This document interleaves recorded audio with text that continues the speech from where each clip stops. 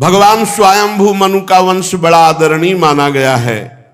इसी से मैथुन धर्म से प्रजा की उत्पत्ति हुई है। विदुर जी ने पूछा, स्वयंभू मनु के पुत्र प्रिव्रत और उत्तानपाद ये बड़े महान हुए हैं, फिर आपने बताया कि देहूति जी करदम जी को ब्याही गई थी, तो देहूति जी तो बड़े योग लक्षण से संपन्न महापुरुष थी, उनका करदम जी से कैसे ब्याह हुआ? और देहूति और करदम जी से कौन कौन सी संतानें हुई? विदुर जी ने प्रश्न किया। तब मैत्रेय जी ने कहा, विदुर जी जब करदम जी प्रकट हुए तो भगवान ब्रह्मा ने आदेश किया, जाओ सृष्टि का विस्तार करो। तो सृष्टि के विस्तार के लिए तो ब्याह चाहिए। तो 10,000 वर्ष तक सरस्वती नदी के तीर पर एकाग्र चित्त से शरणागत वरदायक भगवान श्री हरि की आराधना की, पत्नी प्राप्त करने के लिए 10,000 वर्ष तक। ये सतयुग के आरंभ में कमल नयन भगवान श्री हरि ने देखा, कठोर तपस्या कर रहे मूर्तिमान ब्रह्ममय भगवान भव्य दिव्य रूप धारण करके प्रकट हुए। गले में श्वेत कमल कुमुद के फूलों की माला धारण किए, मुख कमल श्याम वर्ण का, नीली नीली अलकावली निर्मल पीतांबर धारण किए, झिलमिलाता हुआ सुवर्ण में मुकुट, कानों में जगमगाते हुए कुंडल, कर कमलों में शंख चक्र गदा पद्म, और उनके एक हाथ में क्रीड़ा के लिए श्वेत कमल लिए हुए प्रभु मधुर मुस्कान भरी चितवन चित्त को जो चुराए लेती है, श्री चरण कमल गरुण जी के कंधे पर विराजमान है, वक्षाय स्थल में श्रीवत्स चिन्ह और कौस्तुभ मणि है। प्रभु करदम जी के सामने आकाश स्थित गरुण पर विराजमान होकर दर्शन दिए और कहा, आँख खोलो, तुम्हारी तपस्या पूर्ण हुई। जे ही देखा गरुण पर विराजमान भगवान श्री हरि, साष्टांग प्रणाम किया और प्रेम पूर्ण चित्त से हाथ जोड़कर भगवान की स्तुति की।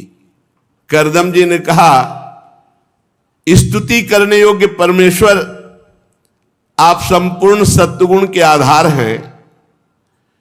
योगी जन उत्तरोत्तर शुभ योनियों में जन्म लेकर अंत में योग के द्वारा आपके दर्शन से ही पूर्ण भगवत प्राप्ति होती है। उत्तरोत्तर जनलोक, महालोक, तपलोक, सत्यलोक, लेकिन इसमें जीवन मुक्त या परब्रह्म प्राप्ति या भगवत दर्शन नहीं। बोले उत्तरोत्तर शुभ लोकों को प्राप्त होकर फिर अंत में आपके दर्शन की आकांक्षा करते तो उनको दर्शन प्राप्ति होती। फिर वो इस संसार समुद्र से पार जाने का एकमात्र उपाय आपके श्री चरण कमल रूपी जहाज है। ये माययाते हत में दशस्त्वत् पादार विंदम भव सिंधु पोतम। इस भव समुद्र का जहाज है भगवान के चरणारविंद। उपासते काम लवायते शाम राशीस कामान निरये पियेषु। जिनकी बुद्धि मारी गई है वे आपके चरणों से विमुख होकर के नारकी पापाचरण करते हैं और नरक भोगते हैं।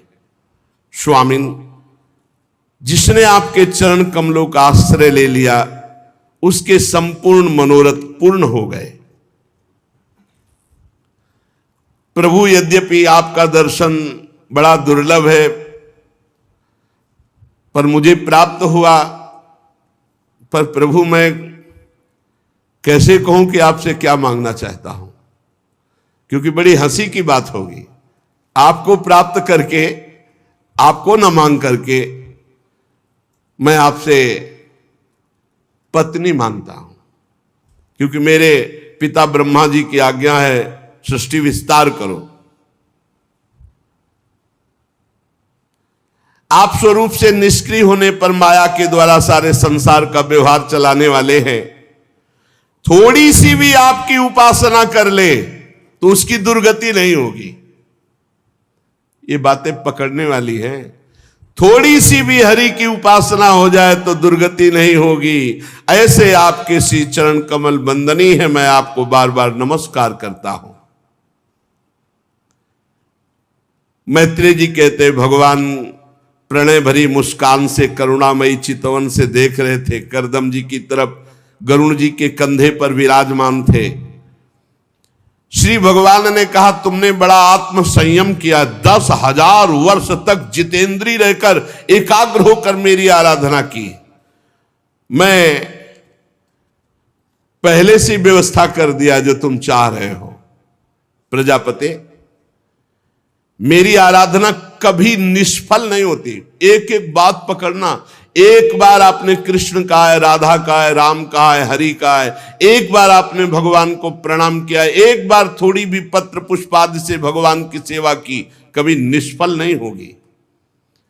और जिनका चित्त निरंतर मेरे में लगा हुआ है, उन महात्माओं का तो क्या कहना। थोड़ी सी भी जिसकी आराधना हो गई वो निष्फल नहीं होगी, वो दुर्गति को प्राप्त नहीं। और जो रात दिन भजन कर रहे हैं उन महात्माओं का क्या कहना। तुम्हें पत्नी चाहिए, आदि सम्राट महायशस्वी स्वयंभू मनु, जो ब्रह्मावर्त में रहकर 7 समुद्र वाली सारी पृथ्वी का शासन करते हैं, परम धर्मज्ञ महाराज महारानी शतरूपा के साथ तुमसे मिलने परसों यहां आएंगे। और उनकी एक रूप यौवनशील गुणों से संपन्न श्याम लोचना कन्या, जो योग से संपन्न है, वो विवाह के लिए स्वयं लेकर आपके पास आएंगे। भगवान से मांगा पत्नी, तो पत्नी कैसी मिल रही। आदि सम्राट महाराज मनु की पुत्री, योग संपन्न देवी देहूति, वो यहां आकर के तुम्हें कन्यादान करेंगे, अर्पण करेंगे। जैसा तुमने भावना में सोचा है वैसी ही वो पत्नी है। वो राजकन्या तुम्हारे योग्य है, तुम योगी वो योगी। बड़ी सुंदर देहूति जी। 9 कन्याएं तुम उत्पन्न करोगे और उनके अनुसार मरीचि आदि ऋषिगण स्वीकार करेंगे, उसी से सृष्टि बढ़ेगी। तुमने मेरी आराधना की, सारे कर्मफल मेरे को समर्पित किए, इसलिए तुम्हें आत्मज्ञान प्रदान करने के लिए मैं स्वयं तुम्हारे पुत्र रूप में प्रकट होऊंगा। ये अपनी तरफ से भगवान ने वरदान दिया। यही कृपा भगवान की होती है। जीव जब विषय मांगता है तो भगवान विषय के साथ अपनी कृपा दे देते हैं, जिससे उसका परम कल्याण हो जाता है। इसीलिए किसी और से मत मांगिए, मांगिए तो प्रभु से मांगिए और प्रभु के ऊपर छोड़ दीजिए। पूरा करें या ना करें, श्रद्धा पर फर्क ना पड़े तो महामंगल हो जाएगा। भगवान कह रहे कि मैं स्वयं तुम्हारे यहां पुत्र रूप से अवतरित होऊंगा। विदुर जी करदम ऋषि से इस प्रकार कहकर भगवान श्रीहरि सरस्वती नदी से अंतर्ध्यान हो गए। गरुड़ जी पर तो विराजमान ही थे। भगवान बड़े करुणामय हैं। हमें लगता है कि अगर विषय भी मांगे तो भगवान से ही मांगे। देखो विषय तो दिया ही, और स्वयं कह रहे कि मैं स्वयं आऊंगा पुत्र रूप में। भगवान कपिल के रूप में आए और बहुत सुंदर ज्ञान का उपदेश करके दोनों को, करदम जी को भी और देहूति जी को भी परम पद प्रदान किया। श्री हरि के चले जाने पर बताया था परसों आएंगे महाराज मनु शतरूपा देवहूति को लेकर के। इंतजार करने लगे। मनु जी भी महारानी शतरूपा के साथ सुवर्ण जटित रथ पर सवार होकर अपनी कन्या को बिठा करके विचरते हुए शांति परायण महर्षि करदम जी के आश्रम पर पहुंचे।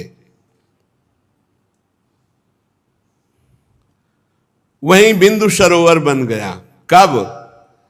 जब 10,000 वर्ष तपस्या का फल मांगा पत्नी, तो भगवान के आंसू गिर पड़े कि गजब है मेरी प्रचंड माया की लीला कि मैं सामने हूं और मेरे 10,000 वर्ष मेरे को प्रसन्न करने के लिए तप किया और उसका फल मांगा पत्नी, तो जो आंसू की बूंद गिरी उसी से बिंदुसर तीर्थ बन गया। बिंदु सरोवर बड़ा पवित्र तीर्थ है, बड़ा ही सुंदर आश्रम जहां करदम जी विराजमान है। उन्मत्त मयूर पक्ष फैला फैला कर जगह जगह नृत्य कर रहे हैं, कोकिला कुहुक रही है।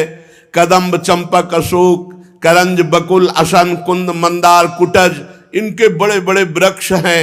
जलकाग बतख हंस कुरर जलमुर्ग सारस चकवा चकोर चकवी ये सब कलरव कर रहे हैं। और वहां जंगल में हरिण सुअर स्याही नीलगाय हाथी लंगूर सिंह वानर नेवला कस्तूरी मृग सर्प ये सब दिखाई दे रहे हैं। ऐसा घोर जंगल जहां करदम जी वास कर रहे हैं। मनु जी वहां पहुंचकर देखा, तपस्या से अस्थिमात्र हुए रहे शरीरा।